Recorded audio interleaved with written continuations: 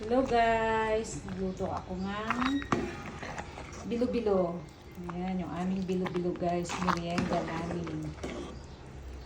Dahil mahal na araw. Puasa. Ayan. Ang sahog lang nito guys ay kamote, saging, tsaka kamuting kahoy, tsaka buko, tsaka sago. Yan lang yung sahog ng aming ginataang bilo-bilo. Ayan guys. Sarap. Simple lang yung aking ginataang bilo-bilo guys. Ayan.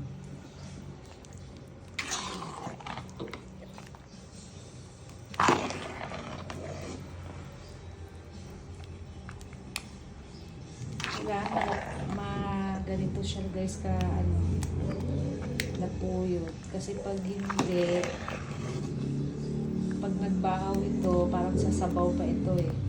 Kaya tamang-tama lang ito. Tsaka galapos palang gamit ko dito.